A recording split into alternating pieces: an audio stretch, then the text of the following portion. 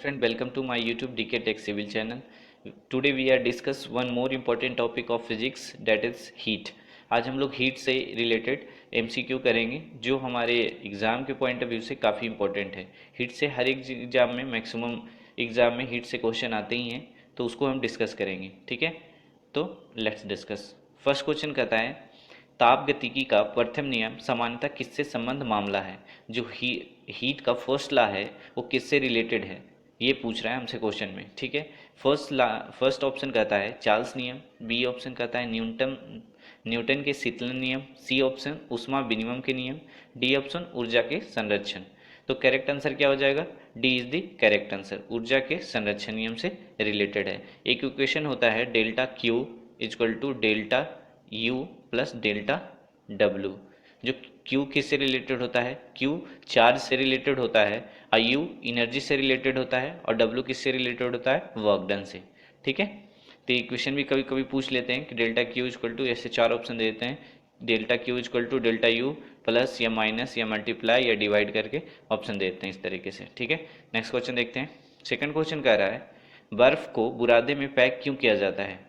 बर्फ़ क्या होता है? बर्फ़ को अगर वो एटमॉस्फेयर के कांटेक्ट में आता है तो वो जल्दी से मेल्ट करने लगता है, तो इसलिए उसको बर्फ़ के बुरादे में पैक किया जाता है। क्योंकि बर्फ़ का जो बुरादा होता है, बुरादा जो होता है सारडस्ट, उसमें क्या होता है कि वो हीट को रिलीज़ नहीं होने देता है, या फिर कोल्ड को रिलीज़ नहीं होने देता है। मतलब एक तरफ से दूसरे तरफ आसानी से वो हीट रिलीज या मूव नहीं कर सकता, इसलिए। तो बुरादा उष्मा का क्या होता है, मतलब एक कुचालक होता है, सुचालक नहीं बोल सकते, गुड कंडक्टर नहीं बोल सकते, बैड कंडक्टर होता है सारडस्ट यानी बुरादा। तो करेक्ट आंसर क्या हो जाएगा?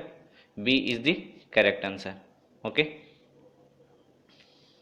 नेक्स्ट क्वेश्चन देखते हैं। थर्ड क्वेश्चन कहता है तप्त जल के थैलों में जल का प्रयोग किया जाता है क्योंकि जो सिकाई वगैरह जो फर्मेंटेशन होता है ना, उसमें क्या होता है कि अपन थैली यूज करते हैं जिसमें गर्म पानी को रखते हैं और उससे सिकाई की जाती है पेशेंट वगैरह को। तो उस इसलिए प्रयोग किया जाता है क्योंकि इसके जो विशिष्ट ऊष्मा होता है वो अधिक होती है, वो जल्दी से ठंडा या फिर जल्दी से गर्म नहीं होता है। अगर ठंडे पानी रखते हैं तो जल्दी से गर्म नहीं होता है, और गर्म पानी रखते हैं तो उसमें जल्दी से ठंडा नहीं होता है, इसलिए यूज किया जाता है। तो इसका करेक्ट आंसर क्या हो जाएगा? करेक्ट आंसर इसका हो जाएगा सी, इसकी विशिष्ट ऊष्मा अधिक है इसलिए। ठीक है, नेक्स्ट क्वेश्चन देखते हैं। फोर्थ क्वेश्चन कह रहा है गैस फ्लेम के सबसे गर्म भाग को क्या कहते हैं। जो गैस फ्लेम रहता है उसके सबसे गर्म भाग को क्या कहते हैं? Blue zone, non luminous zone, luminous zone या डार्क जोन। जो फायर होता है, फायर गैस फ्लेम, उसके जो गर्म भाग होता है ना, उसको नॉन लुमिनस जोन बोला जाता है, यानी B is the correct answer. ठीक है, फिफ्थ क्वेश्चन देखते हैं। तारों का रंग किस पर निर्भर करता है। जो आसमान में तारे होते हैं, एटमॉस्फेयर, ये ब्रह्मांड में, ये तारे जो होते हैं उसके किस पे जो चमकता है, किसी की रोशनी काफ़ी तेज होती है, किसी की काफ़ी कम होती है, वो किस पे डिपेंड करता है। तो ये किस पे डिपेंड करता है? ये टेम्परेचर पे डिपेंड करता है, यानी A is the correct answer. Six question देखते हैं। सिक्स कह रहा है न्यूनतम तापमान किसके द्वारा मापी जाती या मापा जाता है। ठीक है, अगर लो टेम्परेचर की बात करें तो सबसे ज़्यादा लो टेम्परेचर को मेजर करने के लिए अपन अल्कोहल थर्मामीटर यूज करते हैं। कौन सा? अल्कोहल, यानी A is the correct answer. Okay, next question देखते हैं। इससे अल्कोहल थर्मामीटर से अपन -112 डिग्री सेंटीग्रेड तक मेजर कर सकते हैं। ठीक है, इसलिए लो टेम्परेचर के लिए कौन सा थर्मामीटर यूज होता है? Alcohol thermometer. नेक्स्ट क्वेश्चन देखते हैं। सेवेंथ क्वेश्चन कहता है बहुत उच्च तापमान को मापने के लिए हम प्रयोग करते हैं। हाई टेम्परेचर को मेजर करने के लिए क्या यूज किया जाता है? मरकरी तापमापी को, या प्लेटिनम प्रतिरोध तापमापी को, या ताप वैद्युत तापमापी को, या उपयुक्त में से कोई भी नहीं। तो जो हाई टेम्परेचर होता है, हाई टेम्परेचर को मेजर करने के लिए अपन ताप वैद्युत तापमापी जो होता है उसको अपन यूज करते हैं, यानी C is the correct answer. ठीक है, इसका करेक्ट आंसर क्या हो जाएगा? सी। इससे करीब -200 डिग्री सेंटीग्रेड से लेके करीब 1600 डिग्री सेंटीग्रेड तक 1600 डिग्री सेंटीग्रेड तक अपन मेजर कर सकते हैं। ठीक है, नेक्स्ट क्वेश्चन देखते हैं। एट क्वेश्चन कहता है निम्नलिखित में से द्रव का वाष्पन अधिक तीव्रता से होता है। ये ऑप्शन दे रखे हैं हमें, मिट्टी का तेल, जल, अल्कोहल, पेट्रोल। इसमें किसका वेपराइजेशन प्रोसेस जो है वो काफ़ी फास्ट है। अगर चारों ऑप्शन में देखें तो सबसे ज़्यादा जो वेपराइजेशन का प्रोसेस होता है वो किस में होता है? अल्कोहल में, यानी सी इज़ द करेक्ट आंसर। ठीक है, नेक्स्ट क्वेश्चन देखते हैं। उसके बाद पेट्रोल का होता है। निम्न में से किसमें संवहन होता है? संवहन किसमें होता है? ये जो संवहन का प्रोसेस है वो सिर्फ द्रव और गैसों में होता है। तो करेक्ट आंसर इसका क्या हो जाएगा? इसका करेक्ट आंसर हो जाएगा बी, केवल द्रव एवं गैसों में। ठीक है, नेक्स्ट क्वेश्चन देखते हैं। 10th क्वेश्चन कह रहा है एक वास्तविक गैस जिसमें एक आदर्श गैस के रूप में क्रिया कर सकती है वो क्या है? हाई टेम्परेचर, निम्न दाब, मतलब ये लो प्रेशर की बात कर रहा है, किसकी? Low pressure, high temperature. चार ऑप्शन अपन को दिए हुए। ए ऑप्शन कहता है उच्च दाब निम्न ताप, बी ऑप्शन निम्न दाब उच्च ताप, सी ऑप्शन उच्च दाब और उच्च ताप, डी ऑप्शन निम्न दाब निम्न ताप। तो इसका करेक्ट आंसर क्या हो जाएगा? इसका करेक्ट आंसर हो जाएगा low pressure and high temperature, यानी लो प्रेशर अपॉन और एंड हाई टेम्परेचर पे ये एक आइडियल गैस की तरह बिहेव करता है। ठीक है, नेक्स्ट क्वेश्चन देखते हैं। 11 क्वेश्चन कहता है वायु की क्षैतिज गति से होने वाले ऊष्मा के अंतरण को कहते हैं। वायु की क्षैतिज गति से होने वाले ऊष्मा के अंतरण को क्या कहते हैं? अभिवहन, संवहन, चालन या विकिरण? तो इसको क्या कहते हैं अपन? अभिवहन, यानी ए इज द करेक्ट आंसर। ये मेरा क्या हो जाएगा? Correct answer. नेक्स्ट क्वेश्चन देखते हैं। बादल किस कारण वायुमंडल में तैरते हैं? निम्न दाब के कारण, निम्न घनत्व के कारण, निम्न संयंत्रता के कारण या निम्न तापमान के कारण? एक्चुअली में देखा जाए तो बादल बनते कैसे हैं? ये जो नदी होती है, ये नदी है सपोज, इसमें नदी से जो पानी वेपराइज होता है वो ऊपर जाके बादल बनते हैं। ये तब बनते हैं जब इसकी डेंसिटी लो होती है। क्या होती है? डेंसिटी रो की लो होती है, तब ये बनते हैं। और जब ये 100% कंसोलिडेट हो जाते हैं, मतलब ह्यूमिडिटी की मात्रा इसमें 100% हो जाती है, तो ये बारिश की बूंदें बन के टपक पड़ते हैं, यानी बारिश होने लगती है उसकी वजह से। ठीक है, तो इसका करेक्ट आंसर क्या हो जाएगा? B is the correct answer. Next question देखते हैं। 13 क्वेश्चन कहता है जब किसी पाषाण खंड को पानी में डुबाया जाता है तो वह समान फिल इन द ब्लैंक्स में पानी को विस्थापित कर देता है।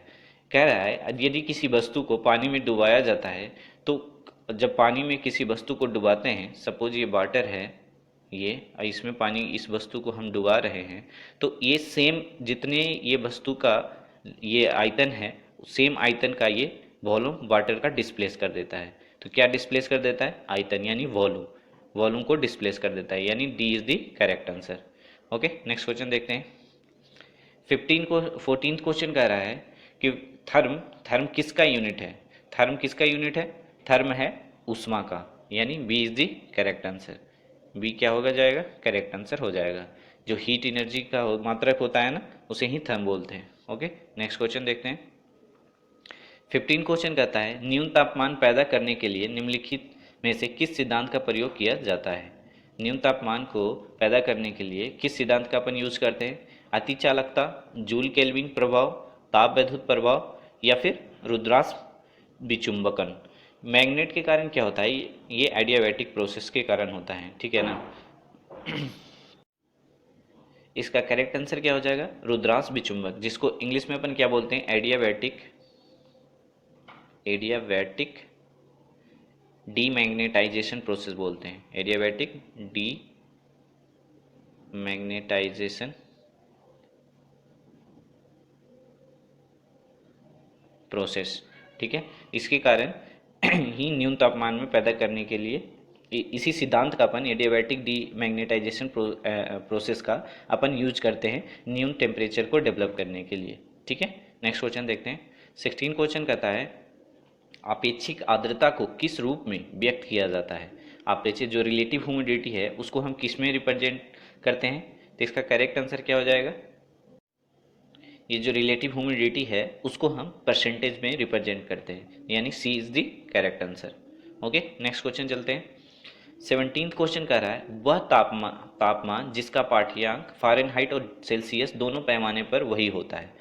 तो एक इक्वेशन होता है फ़ारेनहाइट, जो इक्वेशन है वो इक्वेशन फ़ारेनहाइट और डिग्री सेल्सियस में एक रिलेशन बताता है, which is F equal to 9/5 into C plus 32। ठीक है, यदि अगर हम ये एफ डिग्री सेंटीग्रेड 40 ले लेते हैं, तो ये यहाँ पे अगर अपन 40 पुट करते हैं, ठीक है, -40, तो ये 5 8 टाइम कट होगा, ये -72 plus 32, that will be subtract, then it will be get -40. तो इसका करेक्ट आंसर क्या हो जाएगा? -40 डिग्री सेंटीग्रेड, यानी B is the correct answer. ठीक है, यानी -40 डिग्री सेंटीग्रेड या -40 डिग्री फ़ारेनहाइट पे दोनों पैमाने वही होते हैं। ठीक है, नेक्स्ट क्वेश्चन देखते हैं। 18th क्वेश्चन कह रहा है, ठंडे देशों में शीतकाल में झीलें जम जाती है नीचे का पानी छोड़कर। अब ठंडे के टाइम पे क्या होता है, जो ठंड जहाँ पे ज़्यादा सर्दी पड़ती है, जहाँ पे टेम्परेचर माइनस में चला जाता है, वहाँ पे क्या होता है कि जो झील वगैरह होते हैं उसके ऊपर की लेयर जो होती है, ऊपर की लेयर वो जम जाती है, लेकिन नीचे की लेयर की टेम्परेचर कितनी 4 डिग्री टेम्परेचर मेंटेन करके रखती है। कितनी 4 डिग्री टेम्परेचर मेंटेन करके रखती है नीचे का। तो इससे क्या होता है कि उसमें जो झील जो होती है वो झील की सारी मछलियाँ भी जीवित रहती है, और ऊपर का टेम्परेचर कितना रहता है 0 डिग्री, मतलब जहाँ बर्फ़ जम रहा है, क्योंकि हमें पता है बर्फ़ कितने डिग्री सेंटीग्रेड पे जमता है 0 डिग्री सेंटीग्रेड पे, लेकिन इसके नीचे का पानी कितना होता है 4 डिग्री सेंटीग्रेड। ठीक है, तो इसका करेक्ट आंसर क्या हो जाएगा 0 डिग्री सेंटीग्रेड, क्योंकि ये पूछ रहा है ठंडे देशों में शीतकाल में झीलें जम जाती है नीचे का पानी छोड़कर। नीचे का पानी का तो टेम्परेचर 4 डिग्री सेंटीग्रेड होता है, लेकिन ऊपर के पानी का टेम्परेचर कितना होता है, ऊपर का जो बर्फ बन जाता है उसका 0 डिग्री सेंटीग्रेड। तो A is the correct answer. Next question देखते हैं। 19th कह रहा है, किस धातु को पाचन सामग्री के रूप में प्रयोग करने के लिए निम्न में से कौन सी कसौटी अपनाई जाती है? न्यून उष्मा चालकता, न्यून वैद्युत चालकता, अधिक उष्मा विशिष्ट उष्मा, अधिक उष्मा चालकता। तो कौन सी कसौटी अपनाई जाती है? अधिक विशिष्ट उष्मा, यानी C is the correct answer. सी मेरा क्या हो जाएगा correct answer. Okay, next question देखते हैं। 20 क्वेश्चन कर रहा है, प्लैंक्स के अचर में किसकी बीमारी होती है? प्लैंक्स के अचर में किसकी बीमारी होती है? अब प्लैंक्स कांस्टेंट होता क्या है? एच, जिसको हम बोलते हैं H equal to energy upon frequency होता है, जिसको एनर्जी को अपन जूल से रिप्रेजेंट करते हैं, और फ्रीक्वेंसी जो होता है ये न्यू है, तो फ्रीक्वेंसी को 1/t यानी जूल सेकंड इसका यूनिट हो जाते हैं। तो इसको किसके ये रिप्रेजेंट करता है? अधिक विशिष्ट उष्मा को, सॉरी अधिक कोणीय गति को ये रिप्रेजेंट करता है। किसको रिप्रेजेंट करता है? कोणीय गति को, यानी B is the correct answer. Next question कहते हैं, प्लांक्स नियतांक की यूनिट क्या होती है? अभी अपन ने डिस्कस किया एच इक्वल टू क्या होता है ई अपॉन न्यू, यानी ई का यूनिट जूल और फ्रीक्वेंसी की यूनिट 1/t, तो टी ऊपर चला जाएगा, तो ये क्या हो जाएगा जूल इंटू सेकेंड। तो यानी करेक्ट आंसर क्या हो जाएगा? ए इज द करेक्ट आंसर। ठीक है, अब प्लैंक्स कांस्टेंट की एसआई में वैल्यू कितनी होती है? अगर प्लैंक्स कांस्टेंट की वैल्यू की बात करें तो एच इक्वल टू 6.626 इंटू 10⁻³ -34 एक सेकेंड 34 जूल सेकेंड। ओके, ये एसआई में इसकी वैल्यू होती है प्लैंक्स कांस्टेंट की, जिसको प्लांक नियतांक भी बोलते हैं। ठीक है, 22 क्वेश्चन कहते हैं, एक श्वेत तथा चिकनी सतह कैसी होती है? एक श्वेत तथा चिकनी सतह क्या होती है? श्वेत और ये चिकनी सतह जो होती है वो ताप की खराब अवशोषक भी होती है, मतलब एब्जॉर्बिंग जो होती है इसकी बहुत ही बेकार होती है, और परावर्त भी, मतलब इसको रिफ्लेक्ट भी काफ़ी अच्छी तरीके से कर देता है। तो इसके करेक्ट आंसर क्या हो जाए? ताप की खराब अवशोषक तथा अच्छी परावर्तक, यानी B is the correct answer. ठीक है, नेक्स्ट क्वेश्चन देखते हैं। 23 क्वेश्चन कर रहा है, काले वस्त्रों के मुकाबले श्वेत वस्त्र शीतल क्यों होते हैं? काले वस्त्र क्या होते हैं कि काले वस्त्र पे जितने भी किरणें आती है वो सारे एब्जॉर्ब कर लेते हैं, इससे क्या होता है उसमें हीट डेवलप और ज़्यादा हो जाता है। लेकिन श्वेत वस्त्र जो होते हैं उस पर जितने भी प्रकाश पड़ते हैं उसको मैक्सिमम को वो रिफ्लेक्ट कर देता है। तो इसलिए इसका करेक्ट आंसर क्या हो जाएगा कि उस उनके पास जो भी प्रकाश पहुंचता है उसे वे परावर्तित कर देते हैं, मतलब B is the correct answer. ठीक है, 24 क्वेश्चन कह रहा है, पृथ्वी निम्नलिखित में से क्या है? हमारी जो पृथ्वी है वो इसमें से क्या है? उष्मा की अच्छी परावर्तक, ये सही बात है। उष्मा की गैर अवशोषक, गलत है। उष्मा की अच्छी अवशोषक और अच्छी विकिरण, डी ऑप्शन कर रहा है। उष्मा की खराब अवशोषक और खराब विकिरण। तो ये पृथ्वी जो हमारी है वो उष्मा की खराब अवशोषक है भी है और खराब विकिरण भी है, क्योंकि अगर ये ज़्यादा अब्जॉर्व करने लग जाए तो हमारी पृथ्वी पे हीट की मात्रा काफ़ी ज़्यादा बढ़ जाएगी। इसलिए अच्छी अवशोषक तो नहीं कह सकते, खराब अवशोषक कह सकते हैं, और खराब विकिरण भी है, यानी D is the correct answer इसका होगा। 25 क्वेश्चन देखते हैं, दो निकायों के बीच की ऊष्मा के प्रवाह की दिशा निर्भर करती है। किस पे निर्भर करती है? उनके अपने अपने तापमान पर निर्भर करती है। क्यों?